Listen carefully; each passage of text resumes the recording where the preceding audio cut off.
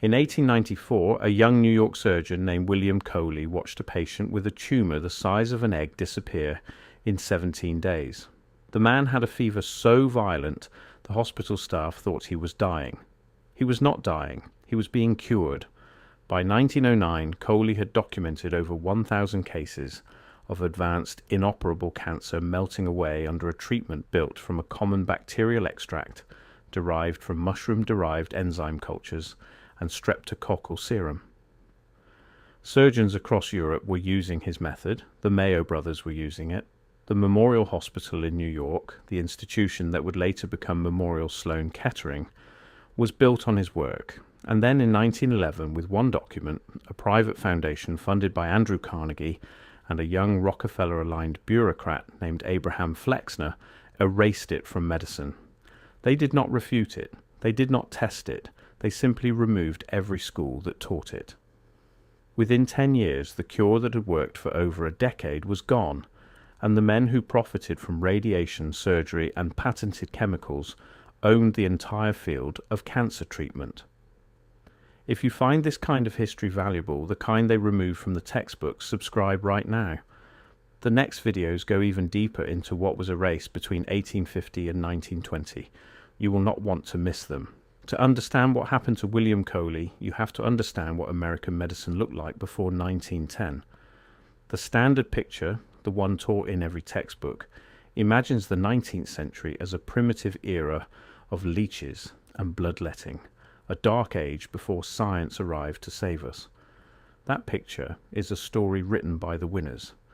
The reality recorded in medical journals, hospital records, and surviving textbooks from the 1870s through the early 1900s tells a very different account. The United States in that period had over 160 medical schools. Some were allopathic, the tradition that would eventually dominate. Others were homeopathic, with a system of dilutions and plant remedies that filled hospitals across the country. Others were eclectic, drawing on Native American botanical knowledge, on European folk medicine, on the mushroom and fungal traditions of the Appalachian and Ozark mountain healers. There were osteopathic schools, naturopathic schools, hydrotherapy schools, and several institutions that combined surgery with botanical pharmacology in ways that have no equivalent in modern hospitals. The cancer treatments coming out of these institutions in the 1880s and 90s were remarkable.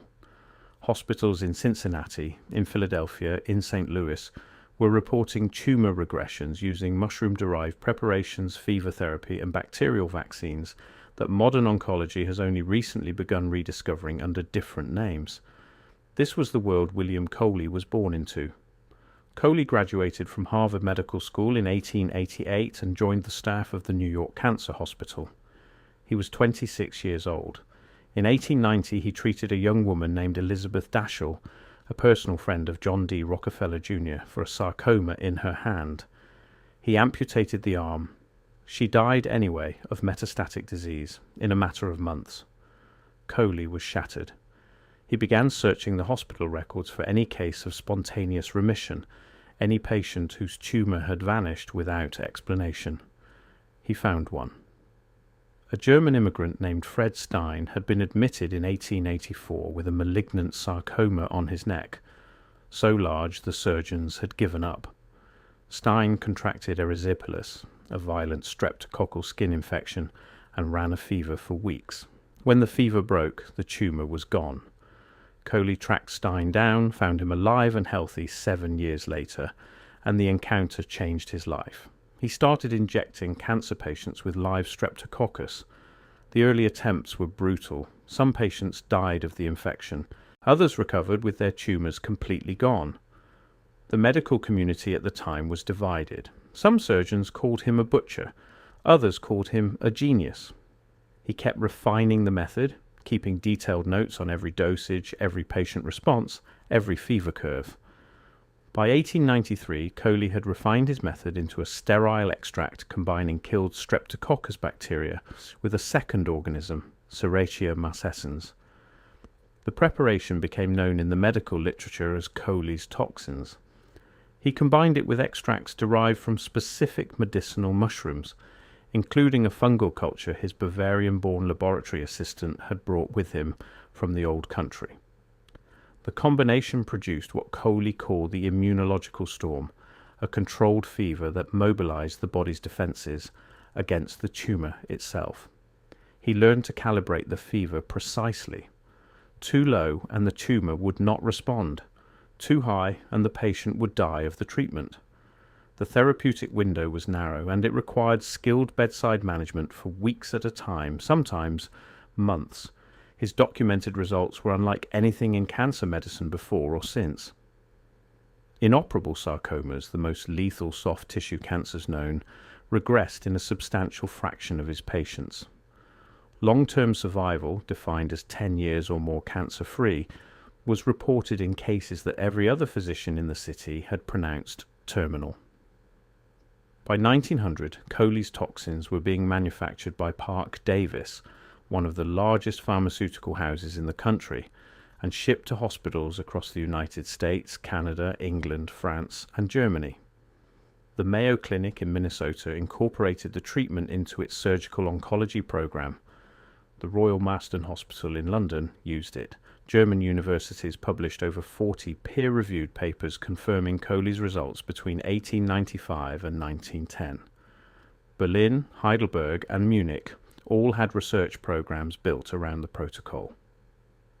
Japanese physicians traveling through Europe brought the method back to Tokyo and Osaka, where modified versions of Coley's preparation remained in clinical use through the 1970s, decades after they had vanished in the United States. The treatment was not fringe. It was mainstream, scientifically validated, and growing on 3 continents. Then something changed. The change had nothing to do with medicine. In 1901, Andrew Carnegie sold his steel empire to J.P. Morgan for $480 million, the largest private transaction in American history up to that point. Carnegie spent the rest of his life giving the money away through a network of foundations and trusts. The Carnegie Foundation for the Advancement of Teaching was incorporated in 1905 with an initial endowment of $10 million. Its stated purpose was to fund retirement pensions for university professors. Its actual purpose, as the next 10 years would reveal, was to reorganize American higher education from top to bottom, according to a single model dictated by the foundation itself.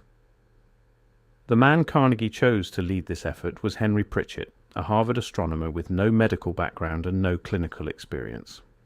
Pritchett in turn hired a 38-year-old former high school principal from Louisville, Kentucky, named Abraham Flexner. Flexner had no medical degree. He had never treated a patient. He had never set foot in a hospital except as a visitor. His older brother Simon, however, was the founding director of the Rockefeller Institute for Medical Research, the institution that would later become Rockefeller University. Simon Flexner sat on the board that selected his brother for the Carnegie Commission. The conflict of interest was open, recorded in the foundation's own minutes, and never addressed. In 1908, the Carnegie Foundation commissioned Abraham Flexner to conduct a survey of every medical school in the United States and Canada. The survey was published in 1910 as Bulletin No. 4, more commonly known as the Flexner Report. The document is 164 pages long. It evaluates 155 medical schools. It recommends the closure of 124 of them. The schools targeted for elimination were overwhelmingly the homeopathic colleges, the eclectic colleges, the osteopathic and naturopathic institutions, the schools that taught botanical medicine, fever therapy, and the mushroom-based and fungal preparations that had become standard treatment for cancer in the previous 20 years. The schools that survived were the allopathic institutions affiliated with hospitals that had received funding from the Rockefeller General Education Board, an organization that had been quietly endowing university medical departments since 1903 with money tied to specific curricular requirements. Within a decade of the Flexner Report's publication, the number of medical schools in the United States dropped from 166 to 76. The number of medical graduates dropped from over 5,000 a year to fewer than 2,500. The schools that taught Coley's toxins, the schools that taught botanical oncology, the schools that taught fever therapy, all closed. Their libraries were dispersed or destroyed. Their pharmacology departments were absorbed into the new biochemistry programs funded by Rockefeller and Carnegie money, programs that had no use for plant or fungal extracts because there was no patent protection on a wild mushroom. This is the part of the story that is documented in the surviving Foundation records, the congressional testimony of the 1950s, and the published Carnegie Foundation reports themselves. None of it is contested. The Flexner report happened, the medical school closures happened, the Rockefeller funding requirements happened. What was actively destroyed in the process is harder to document precisely because the people destroying it were the same people writing the history. But the broad outline can be reconstructed from the records that survived. Coley himself was forced out of Memorial Hospital in 1915. The official reason was that his treatment lacked sufficient scientific validation, an extraordinary claim about a therapy that had been published in over 200 peer-reviewed papers and used by every major cancer hospital in the Western world. The actual reason, recorded in the correspondence between Memorial's new leadership and the Rockefeller Foundation, was that the hospital had received a major endowment conditional on adopting a new treatment model. That model centered on radiation therapy, a technology in which the same financial networks held substantial patent and licensing interests. Coley spent the last 20 years of his life watching his treatment slowly disappear from American medicine.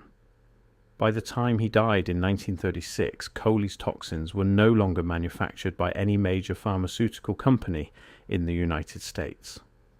Parker Davis had quietly discontinued the preparation in 1925. The patents had been allowed to lapse. The bacterial cultures, the mushroom extracts, the carefully calibrated preparation protocols that Coley had refined over 4 decades were lost. They were not destroyed by some natural process of scientific evolution.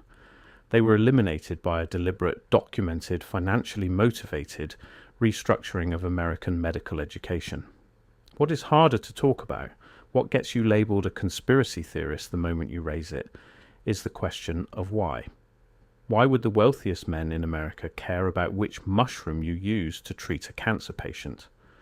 The answer is in the economics of the early 20th century pharmaceutical industry.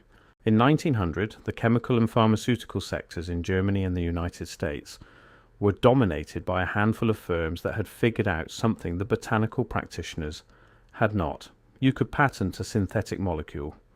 You could not patent a wild mushroom. Aspirin, synthesized from salicylic acid, was patented by Bayer in 1899. The patent was worth millions. The willow bark and meadow sweet, from which the underlying compound had been derived for centuries, were worth nothing, because anyone could pick them. The same logic applied to every medicinal plant, every fungal extract, every traditional preparation in the Western pharmacopoeia. If the future of medicine was botanical, the men who owned the chemical companies had no future. If the future of medicine was synthetic, patented and prescribed only by doctors trained in approved schools, those same men owned the entire industry. The Flexner report and the funding mechanisms attached to it were not a scientific document. They were a corporate restructuring. The thing being restructured was the human body and its relationship to the natural world. After 1920, an American patient with cancer no longer had access to mushroom preparations, fever therapy, or botanical oncology unless they traveled to Mexico or Switzerland, or sought out the dwindling number of underground practitioners who had trained before the closures. They had access to surgery, radiation, and eventually, beginning in the 1940s, chemotherapy.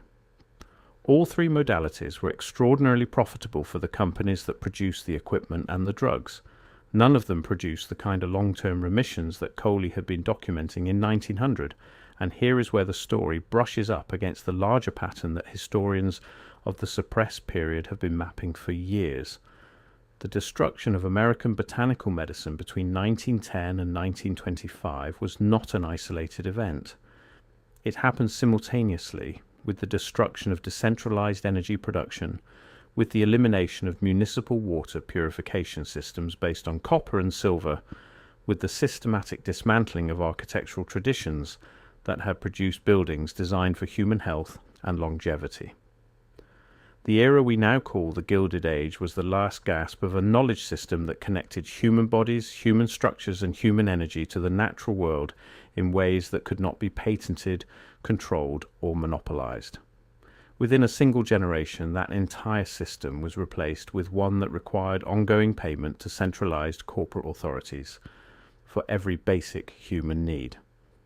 Medicine was simply one piece of a much larger reorganization. The mushroom Coley used, the specific fungal culture that his Bavarian assistant Karl Liebermann brought from his family's farm in the Bavarian Alps. The records that survive describe it as a polypore, a bracket fungus growing on birch and pine in cold climates. Modern researchers who have tried to identify it from Coley's surviving notes believe it was a species closely related to, or identical with, what is now sold under the name Coriolus versicolor, or turkey tail mushroom. The exact strain Coley used is gone.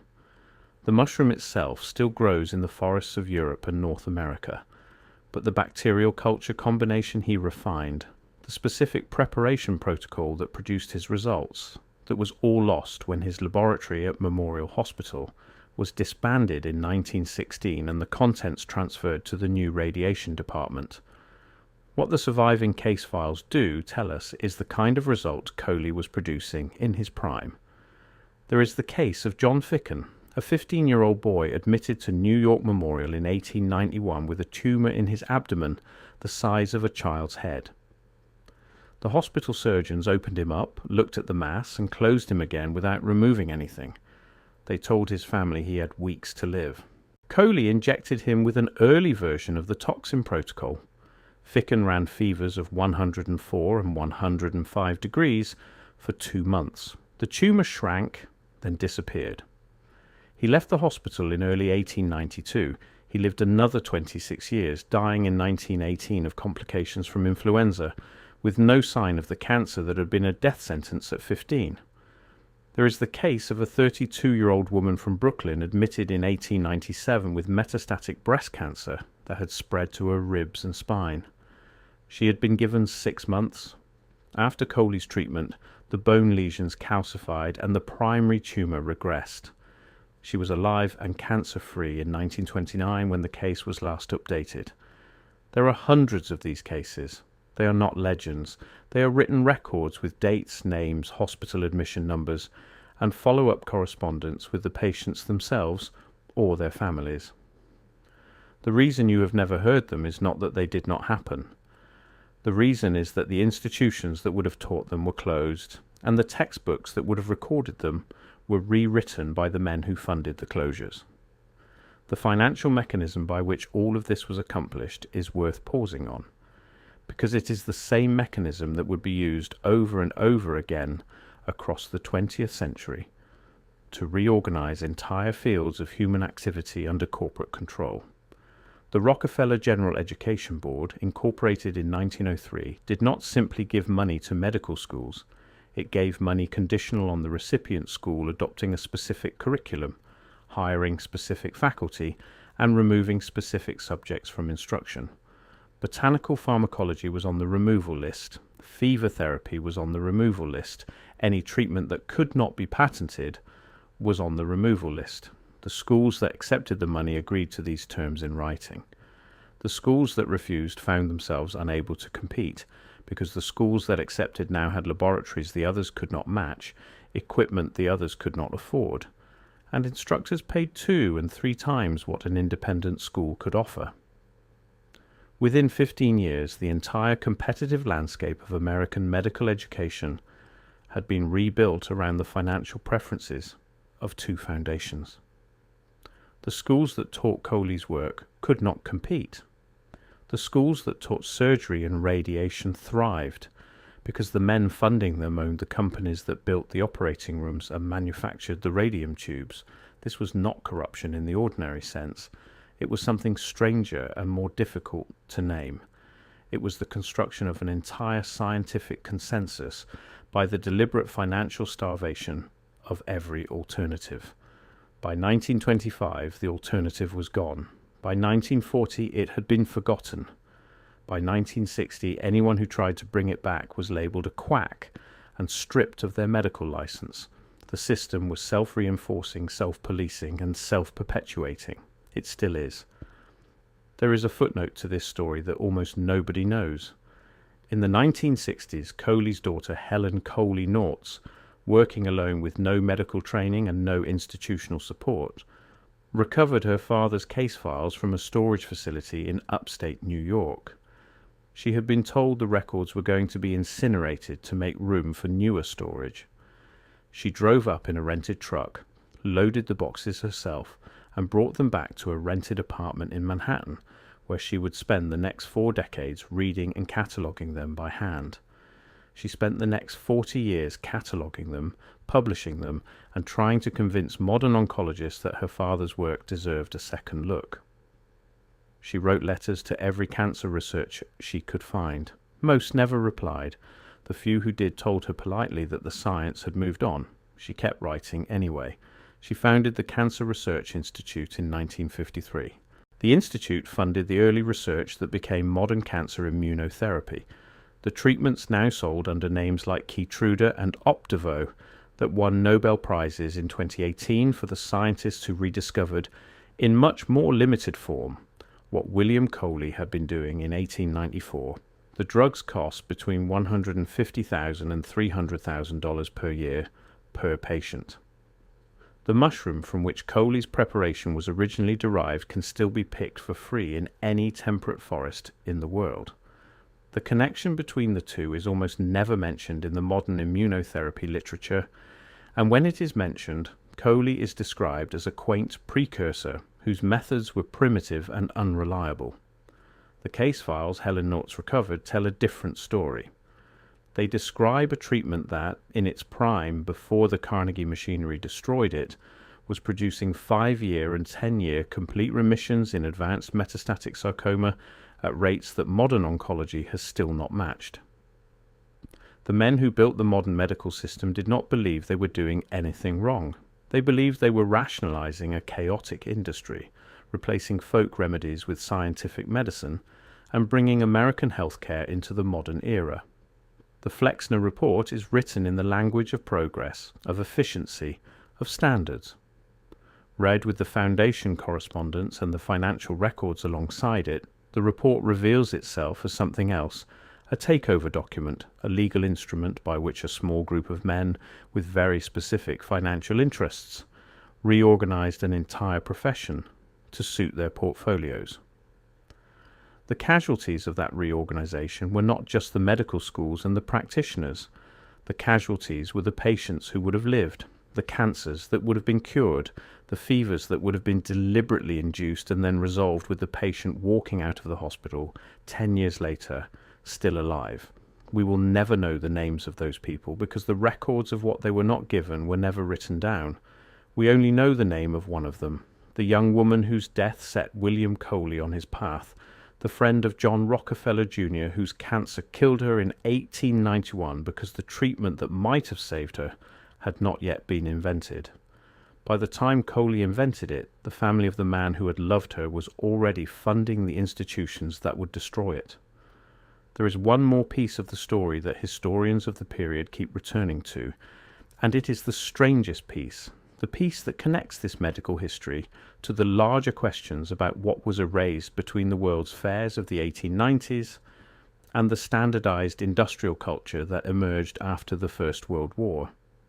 The buildings that housed the homeopathic and eclectic medical schools, the buildings that contained the libraries and the laboratories and the carefully preserved botanical collections, those buildings were almost universally demolished in the 1920s and 1930s. The official reasons varied. Some were condemned for safety violations that the records show never existed. Others were taken by eminent domain for highway projects that never materialized. Others simply burned down.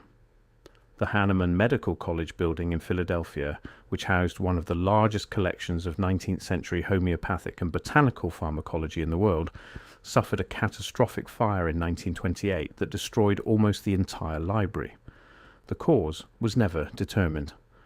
The Eclectic Medical Institute in Cincinnati, which had been the center of American botanical oncology for 60 years, was closed in 1939, its records sold for scrap paper, its building demolished in 1942. The American School of Naturopathy in New York City, the institution that had trained more cancer practitioners in mushroom-based treatments than any other in the country, was shut down by the New York State Board of Regents in 1937 on technical accreditation grounds that the surviving correspondence shows were never applied to any allopathic institution. The pattern, when you lay it out across 30 years, is not the pattern of a profession outgrowing its primitive past. It is the pattern of a deliberate, systematic erasure of an entire body of knowledge by people who had financial reasons to make sure it could never be recovered. William Coley died believing his work would be vindicated. He told his daughter in his final months that the truth would come out eventually, that the records would survive, that someone would pick up the work where he had left it. He was right and wrong in equal measure. Helen Nautz did pick up the work. The records did survive, barely, in a storage facility that almost shipped them to the dump in 1962. Modern immunotherapy has rediscovered, in a form constrained by the patent system her father refused to participate in, a fragment of what he was doing in 1900.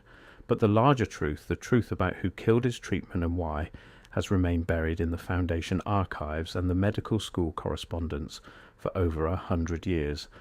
The men who built modern medicine wrote their own history. They wrote themselves as the heroes of a scientific revolution. They wrote Coley, when they wrote him at all, as a well-meaning amateur whose methods were lucky and unrepeatable. The records they could not destroy tell a different story, and the mushrooms still grow in the same forest they grew in when Carl Lieberman pulled them off the birch trees in the Bavarian Alps in 1892 and packed them carefully into the trunk that would carry them across the Atlantic to a young surgeon in New York who was about to spend the next 46 years of his life trying to save people from a disease the financial system was already preparing to monetize forever. That is the story of the mushroom that killed tumors in 1894 and the foundation that killed the mushroom in 1911. It is one chapter in a much longer history, the history of what was erased between the Civil War and the Great Depression, the history of a country that had a different relationship with the natural world and a different idea of what medicine was supposed to do. The men who wrote that history out of the textbooks are long dead. The records they could not reach are still here, and the forests are still here. The work of recovering what was lost is the work of looking at the records they could not destroy and asking the questions they never wanted asked. If this is the kind of history you are looking for, you know where to find it. Keep digging. The textbooks were never the whole story. They were never even most of the story. They were the version that suited the men who paid for the schools that printed them. The other version, the version Coley spent his life trying to record, is still waiting in the archives for anyone willing to read it carefully and follow the money to its source. The mushroom is still here. The records are still here. The truth, as the man said, will come out eventually. We are just the ones who get to find it. Read the case files, follow the foundation money, find the names of the men who signed the closures. The trail is still there. In libraries no one reads now.